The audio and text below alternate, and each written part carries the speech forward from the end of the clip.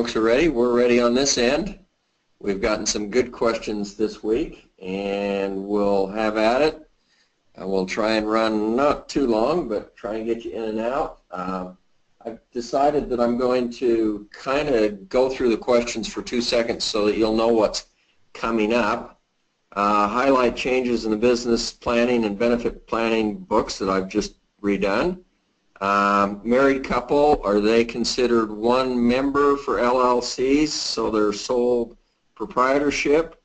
Gun trusts, 66 years old and wondering about grandfather provisions of Social Security. If that's the only question you've got, it's coming up, and I will give you the answer right now. I don't know about Social Security much, so if that's all you need, I'm not going to give you a good answer. Have a dormant company, what do I do with it? Have an LLC for asset protection, that's good. We'll talk about that some. How a trust owns another trust. Should we have separate LLCs for different things? That's along the lines of Kim. When investing in real estate, purchase each property in its own trust. How do you structure it so it goes to an LLC or to another trust? How to manage the corporate structure, investing in real estate, both long and short term in several states. That would be Kim's question. Have an LLC taxed as an S-Corp. Does it have to follow all the S-Corp rules? And I'm renting a house. Can I have my mortgage paid from our business account? That's a good question. I have more out-of-pocket medical expenses than my HSA account has money in it. Can I carry over the expenses? What's the best way to hold title on a personal residence? Trading stocks using an LLC? Those are kind of the questions we're going to go through, so let's have at it, shall we? Does an LLC taxed as an S-Corp follow the S-Corp rules? That's the first one, I guess. And the answer is basically yes. There are two issues here. One is the issue of asset protection, which is the LLC structure, and the other is the tax structure, which is the S corporation. And maybe we shouldn't call it an S corporation, we should call it subchapter S of the IRS code. So does an LLC taxed under subchapter S of the IRS code have to follow the rules of subchapter S? And the answer is yes. You can only have 100 members. Is that what it is these days, John? 250? They moved it up, and I will tell you how old I am. When I started out, it was 30, and they keep moving it up. It was 100 a year or so ago, but now John says it's 250. He's the lawyer in our office that's the expert on LLCs and does them when we have them have somebody call in and want an LLC done for them. So yes, you have to follow the rules. You have to have only warm-blooded American citizens be members or owners of the LLC if it's going to be taxed as an S-Corp. What's that? Oh, I want to put my, Soraya just told me I wanted to put my PowerPoint full slide. And that should do it. Thank you. So that means that another LLC or another corporation or a trust can't own or be a member in an LLC. That is correct. And you can only have the 250 members. And what are some of the other rules, John? Warm-blooded Americans, those are the big ones, and those are the ones that trip people up all the time. If you have a problem and you don't do it right, then the IRS will come back and they will make you recalculate all your taxes going back as a C corporation or under Chapter C of the IRS code. So it's important that you follow the IRS's rules if you want your LLC taxed under subchapter S of the IRS code. Now, I've said something that's upset people, and that was that a trust is not a warm-blooded American and can't own stock in an S corporation or membership interests in an LLC taxed under subchapter S of the IRS code. That is true. However, the Congress decided that this maybe wasn't a good idea because stock in an S Corp or membership interests in an LLC taxed under subchapter S are probatable items when you die. And in order to avoid probate, you need to have your living revocable trust own your membership interests in the LLC or your stock in the corporation. And so they passed a law which basically says if we have a trust which has I think there's 7 criteria to it. The individual has to receive all of the income and it can only go to another American and blah, blah, blah. If you follow these 7 rules, which your living revocable trust probably does, and the ones in the materials that I have for you in the accumulation preservation well set, they do follow the S corporation rules. So you can put your S stock in the, or your S membership interests in your living revocable trust. Let's go on to the next question. Best form for a business. I'm going to say knee-jerk reaction is it's probably an LLC. The reason is you can have it taxed any way you want. That's pretty cool. And it gives you the same corporate shield as a corporation, which protects you from what happens in the business. And it also has the reverse side of that, which is the charging order protection, which protects the business assets from what happens to you. If you get in trouble, then your creditors, your personal creditors, can't come and get the business assets. So how do you get in trouble? You get in the accident out on the street and you hit the kid in the crosswalk going to church. That's not a business problem. But the one that's going to sneak up on you that you don't think about is somebody in the family gets sick. And 56% of all bankruptcies in the United States are a result of somebody in the family gets sick. So will they come and get your rental unit that's in the LLC? And the answer is no. Can they come and get your rental unit if it's in a corporation? I don't care if it's taxed under Chapter C of the IRS code or if it's taxed under Subchapter S of the IRS code. The question is, can they come and get your rental unit? If it's a corporation, the answer is yes. If it's an LLC, the answer is kind of, sort of no. So, and by the way, there's nothing absolute in the law, but we've got a good chance of protecting the rental unit. So for that reason, I would probably say that your knee-jerk reaction is a LLC is your best form of business structure. And John even nodded his head. Nursing homes and Medicaids. People think, oh, I'm going to get rid of all of my assets, and then when my spouse, and this is particularly a question related to the spouse, when my spouse goes in the rest home, then Medicaid will pick up and they'll pay for all the rest home bills and everything. The nursing home. That's technically true. And last time we talked about this, and I apparently didn't answer it in relation to a spouse. But in order to have Medicaid pick up the bills, you've got to be broke. Now, there are assets that the spouse can have, and they're going to be the house and a certain amount of money and the clothes and the furniture and that sort of thing. And Medicaid isn't going to calculate those into their formula to decide whether your spouse qualifies for Medicaid. We did say last time that if you want to move assets away from yourself so that your spouse, or away from mom so that mom can qualify for Medicaid, you've got to do it 5 years before the individual sets foot in the nursing home, the rest home. Otherwise, they can come back and they can draw it back in and have it in the formula. You don't qualify for Medicaid. I'm not sure that you want to qualify your spouse for Medicaid. The Medicaid rest homes really aren't the top-notch rest homes, I might say.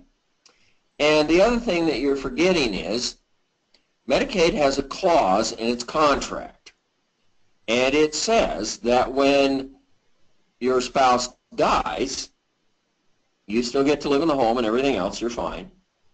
But when you die, Medicaid gets the house. Medicaid claims all of your assets up to the amount that you owe in medical bills. So insurance would be a much better thing because insurance doesn't have to be paid back. Medicaid has to be paid back to the extent that it's possible. So if you're really broke, that's okay. Medicaid, they aren't going to get anything out of you. But if you have some assets, a house and stuff that you're living in while your spouse is in the rest home, just know that Medicaid will come and take the house when you die, when you're both dead. So, not too enamored with Medicaid these days. And what I've often told clients to do, particularly in Mom's case, Mom is going to go into the rest home. She's got a retirement. She's got a pension that Dad had, and she's got $20,000, $30,000, $40,000 in cash, and she's got Social Security, and she's got her house, which is paid for. The way I've helped clients get around it is you take Social Security, you take Dad's pension, you take a little bit of money, and the other thing you do is you clean out the house and you rent the house, and you get an income from the rental. So with the rent, the Social Security, and Dad's pension, maybe Mom has to make up $1,000, $1,500 a month or some such thing in order to stay in the nice, pretty good rest home or nursing home. And Mom's got $30,000, $40,000, so we can go 30 months, and the average rest home stay, nursing home stay, is less than 30 months. Mom has taken care of herself. And it is not Mom's responsibility to leave you a lot of money. It's Mom's responsibility to take care of herself. And if she can do that and not be a burden upon the kids, she did a good job. Let's go on. How do I get money out of an LLC? Well, you can get money out of an LLC basically two ways. You pay yourself a wage, and that wage is subject to the Social Security, the FICA, FICA, unemployment, all that sort of garbage. I call it the social taxes. You have to pay yourself a reasonable wage. Any money that's in the LLC above a reasonable wage, you can take out as a distribution, a dividend basically. You pay it out to yourself and you distribute it. And that is not subject to the Social Security, FICA, and the social taxes. So right off the bat, anything that you take out as a distribution rather than as a wage, that's an extra 16% because the social taxes are 16% today at least. So take a reasonable wage. IRS says you have to take a reasonable wage, and the IRS is gunning for this one these days. So take your reasonable wage, and then above that, take everything out as a distribution. If you are getting rent in the LLC and you're not working, then it will pass through to you as an investment return, and you don't need to take out the reasonable wage. So it depends kind of on how you're making your money. Then you want to pay yourself the reasonable wage and take anything else out certainly as a distribution. Anything added to that, John? That's if you're an S-Corp. Yes, that's a good point. If you are an LLC taxed as a partnership, then you don't get the reasonable wage in the distribution. It all comes out as wage. You pay the social tax on everything. If it's taxed as a C corporation, the only way you can get it out is a wage or as a dividend, and that is a double tax. The corporation doesn't get a deduction for paying the dividend out. They have to pay tax on the profit. Then they take the profit, They give it to you, and that's income to you, and you have to pay tax. So the company has paid the tax, and the individual has paid the tax. It's a double tax. So if it's a sole proprietorship, a disregarded entity, it comes through to you as earned income, if it's earned income, or as passive income, if it would be passive income, rents, or depends on how you got your money. So that's a good point. Thank you, John. Appreciate that. Separate LLCs for different activities or just one LLC? This is a question that's kind of been asked in a couple of different ways in the questions. You can only have so much complication in your life. And the real estate gurus, they love to say, oh, you got to have a separate LLC for each one of your pieces of rental property. Well, that's okay. However, you've got to file a tax return for each one of them. You've got to file with the state and pay the fee. You've got to take your minutes and do all of what we call the formalities in order to maintain your LLC or your corporation or your entity. And the bottom line is you're going to drown of your own paperwork. You just can't have that many. Now, one of, I think it was Kim we were talking to earlier, said that, okay, I've got rental units in this state, I've got long-term, I've got short-term flips, and yeah, I think it's probably good to have one LLC for the long-term keepers and one for the short-term flippers, two different ones. As far as the keepers, the long-term stuff, my rule of thumb is, yeah, maybe $1 million, maybe $500,000 in equity, or 4 or 5 different pieces of property. Now you're going to try and divide up properties kind of in some relevant or some, what's the word I'm looking for? Logical, thank you. Some logical fashion. I'm going to put all of the Section 8s in one LLC and all of the high-end rentals in another one. And I'm going to put the strip mall in a third one. So have some logic to what you're doing, but no, you can't maintain 59 million LLCs or corporations. It just isn't going to work. I'd rather see one LLC well-maintained, well taken care of, than 40 LLCs that have no formalities associated with them. You just ignore them. That doesn't work. So maybe that helps answer the question. It's not a, there's no specific answer. How can a trust be part of another trust? Well, that's an interesting question. And I assume what we're talking about here are land trusts, or they may be the trusts that I write for couples. I will give the couple a joint trust and a his trust and a her trust. So one document basically is creating 3 trusts, and those trusts are separate entities. And the husband is the trustee for his, and the wife's the trustee for hers, and then your joint trustees are the joint stuff. Do you need different trustees for each trust? No.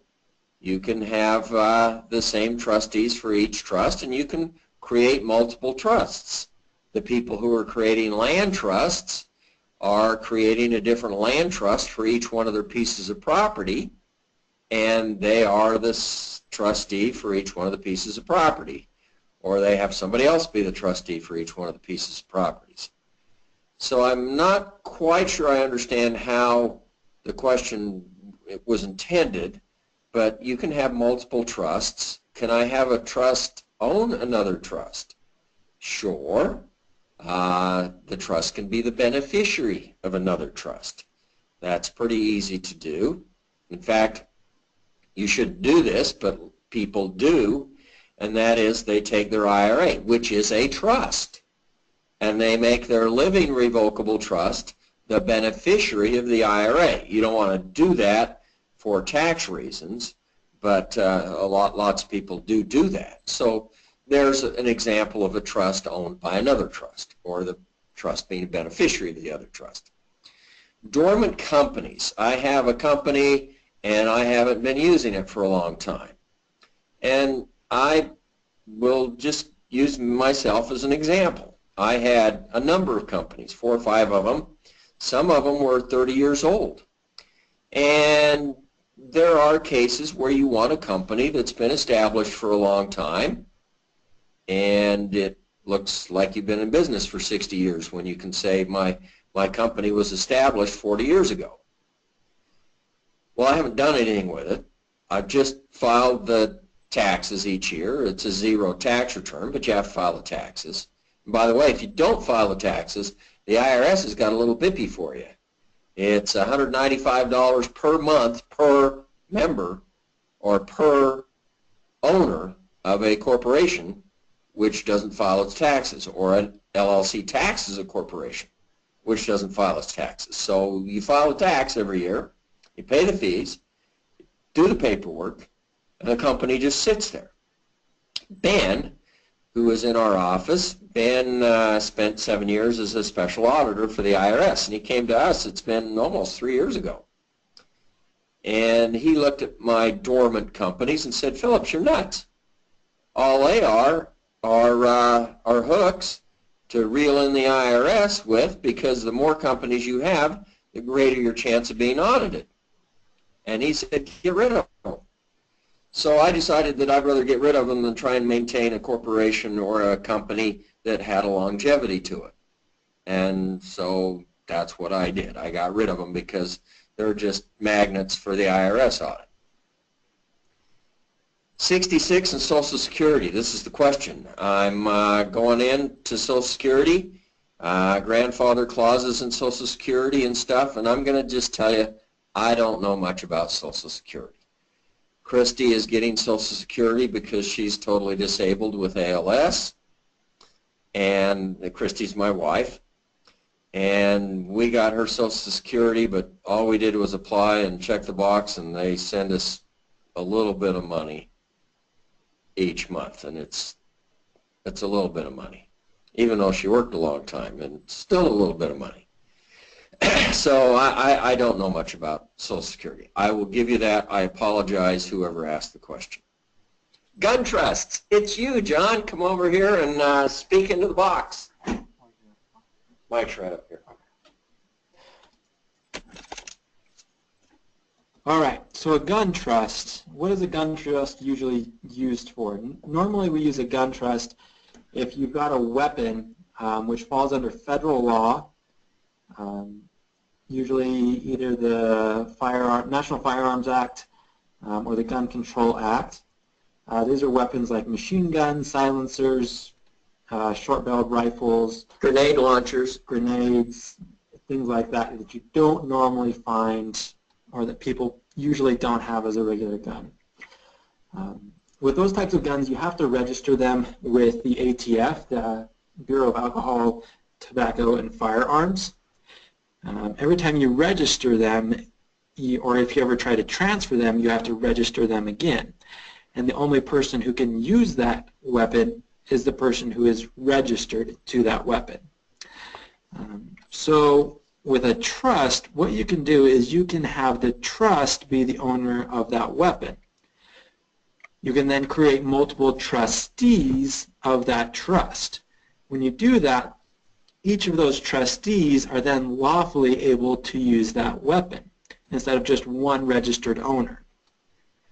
Also, if you transfer that trust on to the next generation or to someone else, you don't have to re-register with the ATF. And there's usually a $200 tax that you have to pay every time that you re-register.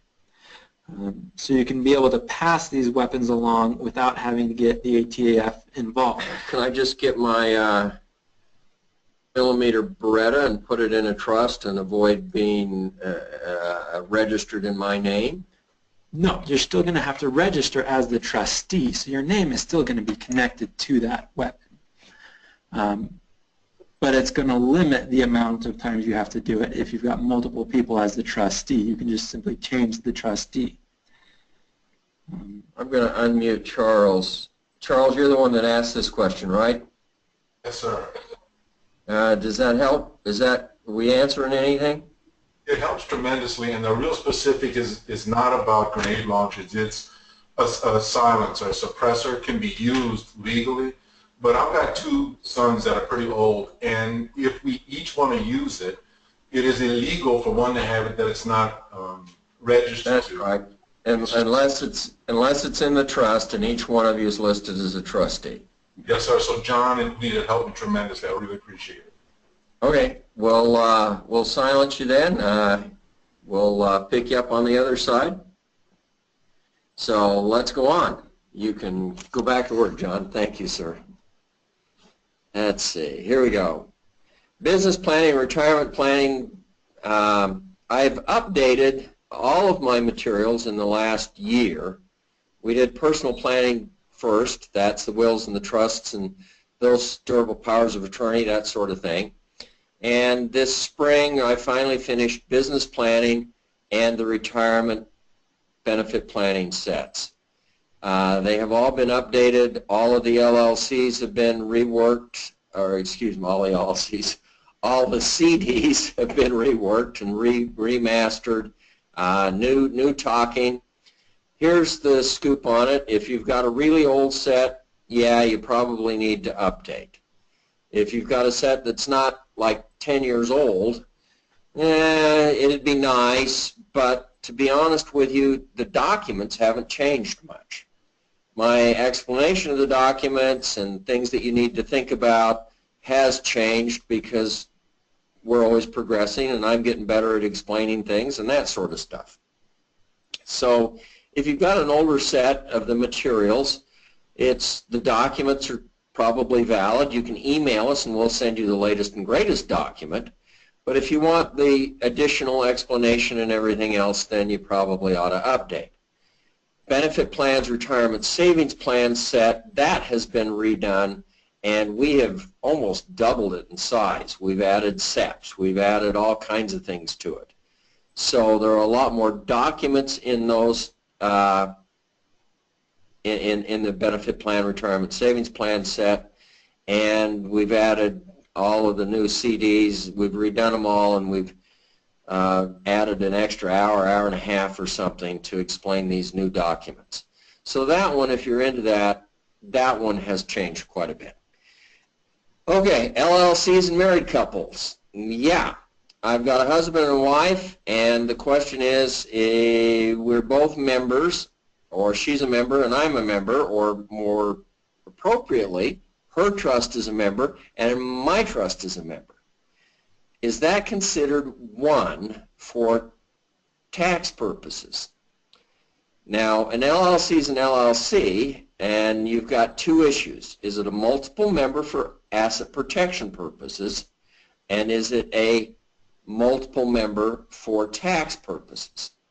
If the couple files a joint return, the IRS will let both of them be members and still consider it a sole proprietorship or disregarded entity. So, yeah, you can get away with that.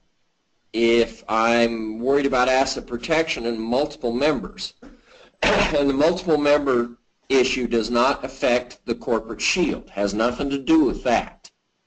It affects the charging order protection. And you've got a number of states now. The first one was Colorado. Then we went to Florida with the Olmstead case. And then Utah and Idaho have just flat out passed laws which say that if you have a single member LLC, you get the corporate shield, that's fine, but you don't get any charging order protection. And then we have the Ninth Circuit, which is all the wackos on the West Coast.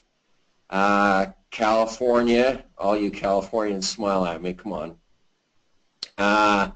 You know, Washington, Oregon, the Ninth Circuit, Hawaii, Alaska, Arizona, they have said that in a bankruptcy, a single member LLC is not afforded any charging order protection. So the trend is, in order to get the charging order protection, you need multiple members. Husband and wife in a common law state can be multiple members. Husband and wife in a community property state, that's only one member. So it depends upon where you are. It depends upon whether you want to ask the question for tax purposes or you want to ask the question for asset protection purposes. How to manage corporate structure investing in several states. I think we've kind of already answered that, Kim. That was your question specifically. But, oh, by the way, when you do pick up a piece of property in another state, you either have to create a new LLC or you have to register the LLC or the corporation that you have in the other state. It's going to be just as cheap and just as easy almost to create a new corporation or LLC in the new state. And then you'll have one in your current state and one in the new state. So, you know, that's one where you're stuck with a bunch of paperwork and expenses anyway. You might as well create two entities as far as I'm concerned. LLCs and trading stocks and bonds. You're not going to get sued because you trade stocks and bonds. You're going to lose your money, but you're not going to get sued. So do you need an LLC? And the answer is absolutely not. Does it affect anything tax-wise? The answer is no. So why would I ever want an LLC if I was trading stocks and bonds? Well, if you got a big chunk of stocks and bonds and you have an LLC, it's single member in the single member states or it's a multiple member in the multiple member states, then you could protect that those investments, the stocks and bonds and stuff, through the charging order protection. If the family member got sick, or you hit the kid in the crosswalk, or the kid broke his neck on the trampoline, or you got divorced, or whatever it is, you may well be able to isolate the stocks and bonds from the personal problems that you face. So that would be the only reason that you'd want to have an LLC in trading stocks and bonds and stuff. It's not the corporate shield, it's not the taxes, so the only possibility would be the charging order protection. And if you've got a chunk of money in these stocks and bonds, yeah, it might be worth protecting. Holding title to a personal residence. Your personal residence is the most difficult thing you have to protect. 2 seconds. Excuse me. And the reason is you want it to be your personal residence. You want it to be your personal residence because the personal residence is actually a tax shelter. It's one of the 11 tax shelters left in the code. You know, you get to deduct the interest charge every month, and you get to sell it once every 2. If you've lived in it 2 out of 5 years, you don't have to pay up to $500,000, a couple, $250,000. You remember all this stuff. That's a tax shelter. So you don't put it into an LLC or a corporation or a family limited partnership or anything else. Asterisk here, you do put it into your living trust to avoid probate, but the law says for legal purposes and for tax purposes, the living revocable trust is invisible. It's just probate avoidance. And it's still your personal residence. But you don't put it into one of these company things, these entities. And the reason is, as soon as it goes into the entity, it's not your personal residence anymore. It's a piece of commercial property that you happen to be living in. Tax treatment's very different. Property taxes just tripled. Your insurance just tripled.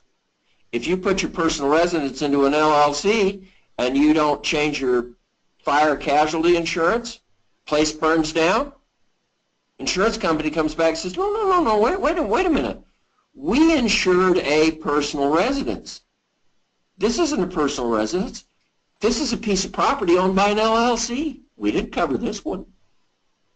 So you have to change the property in tax. You have to change the property casualty insurance, fire casualty insurance. And the fact of the matter is if it's a business property, the property taxes triple and the insurance triples, and you don't get the tax benefits. So you keep the personal residence. You're going to hold it in title Living revocable trust is the primary way to do it. Now, I'm in a common law state. I don't want my house exposed to my liabilities. So my house is owned in Christie's trust. You can't sue me and get the house. That would not work in a community property state, but it works fine in what we call the common law states.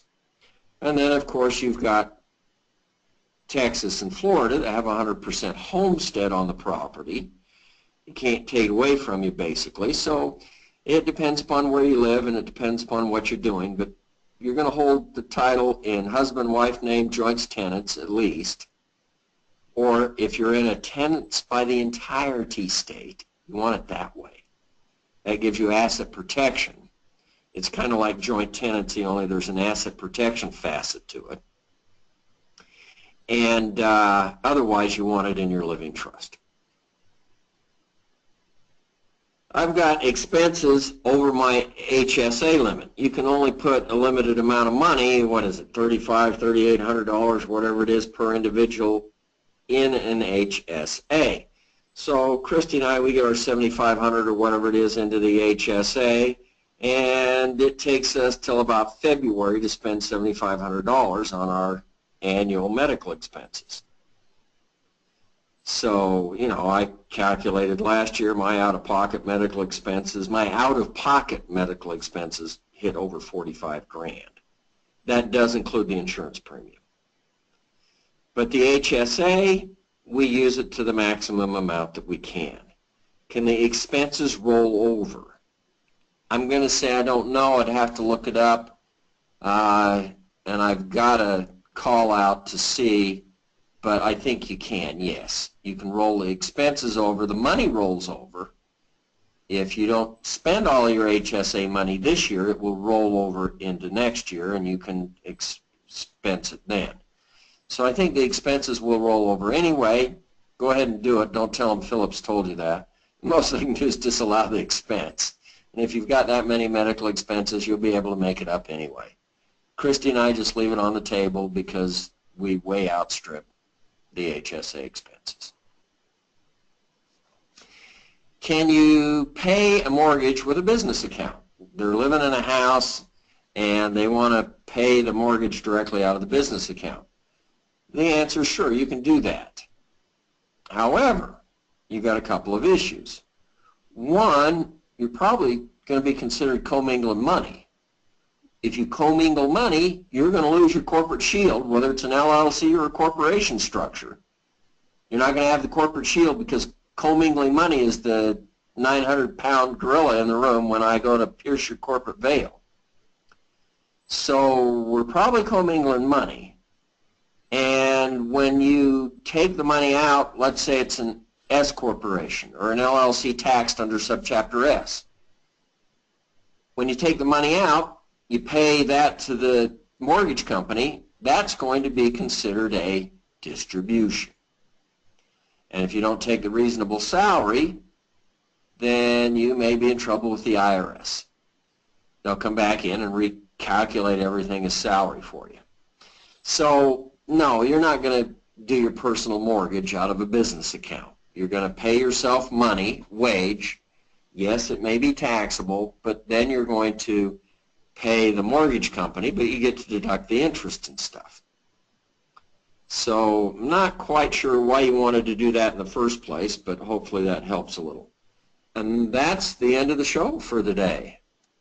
I appreciate all of you being here. I'm going to try and not take too much time. You have a number of follow-up questions? Oh, I have a number of follow-up questions. Yes. Garbage. I was going to get out of here. Not yet. Not yet. Soraya's catching me. Yeah, we have at least three that were Questions. follow-up Follow-up questions. Okay, here we go.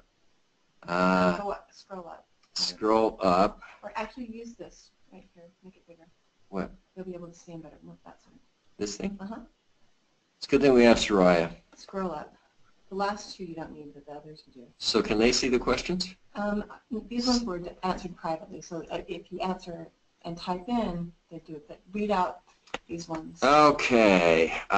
Do we need to form a trust if we have all assets titled in our LLC and use participating whole life insurance as a retirement vehicle? You What? might want to unmute the people who asked us. So Angelina asked that one, it says. Now I have to go up and find the attendees slot. This stuff is really actually pretty cool, but it takes a little while to get used to it. Angeline? Are you there? Answer me. okay, go ahead and add. It's just in case. Well, yeah, you need to form a trust because the LLC is a probatable item. Your stock or your membership interest in the LLC is something that would have to be probated. So you would want the stock or the membership interest in your LLC to be owned by your living revocable trust so that when you die, the LLC isn't probated. Now, the assets within the LLC don't have to be probated individually, but the LLC, the ownership of the LLC would have to be probated. You have participating whole life insurance as a retirement vehicle. That's what we call a non-qualified plan. It actually is pretty cool. You can make a life insurance policy if you know how to do it, and I'm going to give it to you that most agents have no clue what they're doing, and they use the wrong policies. But you can have a life insurance policy basically mimic a Roth IRA. And we have that with in our retirement planning. Christy had been building cash value in her insurance policy for many years, and we had a pretty good chunk of cash in there. Now Christy's going to die shortly, and so we'll collect the life insurance. And the life insurance is about 3 times what we have in cash value. So we came out okay. If we hadn't had, if Christy didn't die, we could have spent the money. You borrow the money back out, and it works quite well. And of course, the life insurance policy names a beneficiary, so it's not probatable. Next question, can money come out of an LLC by being a contracted consultant to the LLC? Certainly, you can do that. You would have to 1099 yourself out of the LLC, and you want to make sure that you are a contract consultant and not simply an employee. The IRS has a large list of things that it looks at to decide whether or not we've got an employee or an independent 1099 guy. Does he use his own equipment? Does he work for other people? Does he do it on his own time? Does he do this? Does he do this? Does he do this? And if you meet all of those criteria, then you are a 1099. Now the 1099 is always going to be subject to the self-employment tax. So I'm not sure you want to do that. I would rather work, have a wage, and take the rest out as the distribution. We used an LLC for business for several years, and I could ask, let's see, where's Charles? Is he on this? Come on, you guys. There he is. Did that answer your question, Charles? Yes, sir, it did. Thank you, Lee. Okay. You know, depends on what you're doing, but the 1099 stuff is subject to the self-employment, whereas the distribution isn't. Yes, sir. Okay, silenced him. Boy, this is really good. I can silence Charles in 2 seconds. We used an LLC for business for several years, but aren't running that business anymore. Is there any liability issues or corporate shield advantages to keeping it registered? If you're not doing anything, then no. We talked about this. You've had it for 6 years. You've been paying the stuff, the annual fees and everything, and it just acts as a audit magnet for the IRS. And if you aren't filing the IRS and it is taxed either under Chapter C of the IRS code or under Subchapter S of the IRS code, then you're in big trouble with the IRS. I'd just call Ben now and start sweating. Because I've seen clients, not my clients, but I've seen people come to me and they've got $50,000, $60,000, $80,000 bills because they had a dormant corporate structure, a corporate tax, either C or S. They didn't file. What happens is these idiots in Nevada talk you into doing your LLC in Nevada or Utah or wherever they're talking you into it. You pay the big bucks. They get you a tax ID number, and then you never do anything with the company. It never does anything. You never set up a bank account, nothing. Well, yeah, but you got a tax ID number, and you didn't file your taxes every year, even though it was 00000 all the way down. And the penalty is, like I say, $195 per month per owner. So if you got 4 guys owning it, and you've been 6 years, and you haven't been paying taxes for 6, you've got a lot of money. Ben's going to have to go negotiate it with the IRS for you. And I've seen him do remarkable things. Is LegaLees, Lee or John or whatever, no, we're not whatever, oh, whoever, okay, knowledgeable enough to support me for questions that may arise when creating a gun trust? We can look it up for you, Charles. We're only going to charge you $999 an hour because it's you, and we love you. You guys knowledgeable enough to support me? Scroll down, scroll down. It's got to get rid of Charles. He is great, no. And he can take it. Either that or he'll shoot me. And Charles is his first name. He goes by his middle. Oh, he goes by his middles and stuff. D? No. Go on. Okay, never mind. Anyway, could explain how to take money out of my C-Corp. If I do not work, I am disabled with MS. You got to get rid of your C-Corp. I can tell you that right now. And do not take any salary from the corporation. You don't have to take a salary from a C corporation structure, but the only other way you can get it out is with a dividend, and that's a double taxation.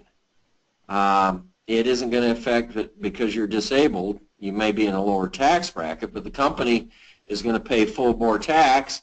Then when it comes out to you, it's in the form of a dividend, and that's a double taxation. Company doesn't get a deduction. They pay the tax, don't get a deduction, you pay the tax. If member shares of LLC is owned by the beneficiaries, does it then need probate? No, if the members' shares are owned by a trust, by the beneficiaries. I'm not sure I understand the question. I'm going to unmute you. Angelina, are you there? Can you hear me? Her computer must be on mute itself. Here comes Roy. But she can't audio back. That's why she can't audio back. Yeah. Okay. But, so she could do it. So I think it's if the members are also the beneficiaries, she's wondering if you have to go through probate. Well, if the shares, the membership shares, we call them membership interests in the LLC, are owned by a trust, and indirectly they're owned by the beneficiaries, then it doesn't have to go through probate. If it's owned by the beneficiaries directly as individuals, then when they die, their piece would have to be probated. I really like this webinar format. Oh, well, good. Charles, he's going to have something else to say here in a minute. I can see that after I've insulted him. If my boys are the only members of the LLC that contains all our assets, do we need probate? No, not when you die, but when they die, because they're the owners. And by the way, I don't like kids owning anything. Kids are like yogurt. You never know when they're going to go bad. So, you know, it's up to you to take care of yourself. The trust is a much better way of moving it to the kids. It would have to be a generational LLC, right? Kids could be a wreck. Yes, the kids could be a wreck. Hey, Angelina, you'd better call in and talk to us. You've got more stuff than, more questions than I've got answers. At any rate, I think it is good to be with you, and thank you all for participating. I do kind of have fun with these. Soraya, are we ready to sign off? No, you skipped one of the questions right above entering. I skipped one of the questions. I didn't either. You did too, right? I did not. Go up a little bit. No, Down? down. Bingo. I am not the brightest, but the question I asked pertained to married couples, LLC, in a community state. Can I get clarification on both liability and tax? Well, if it's a married couple in a community property state, that's one individual as far as the law is concerned. Husband and wife in community property states are legally and economically considered one entity. In common law states, husband can be one entity and wife can be another, second entity. But in community property states, you're married and you're one. It's a remnant of Spanish law, community property is. The common law states are British law. So it's just a different legal system, Spanish versus British. But in a community property state, husband and wife are in it. They're in it together no matter what, taxation-wise and liability-wise. That means husband and wife in California cannot be two members. In order to have a multiple member LLC in California, we have to have a third person. And they need to have a significant enough interest in the company that it isn't considered just a peppercorn interest is what we call it. A scam, a sham interest. My rule of thumb is 5%. This is according to Lee. Has nothing to do with any legal stuff. However, I will tell you that the IRS says if you own a 5% interest in a company, you are not a passive investor. You're an active owner.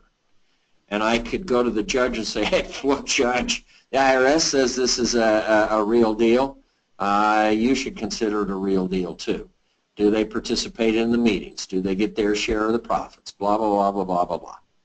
So hopefully that helped clarify that a little bit. Now can I quit, Soraya? At any rate, it is good to have you. And if you need updates, call the office. We had a big special on them a week or two ago and had a lot of people take advantage of that. That special's gone and passed, but just call up the office and tell them you were on the webinar, and Lee said the special still applies to you. So, hey, you guys have a good week or two, and we'll see you back on another question-answer webinar. How does that sound? Thank you.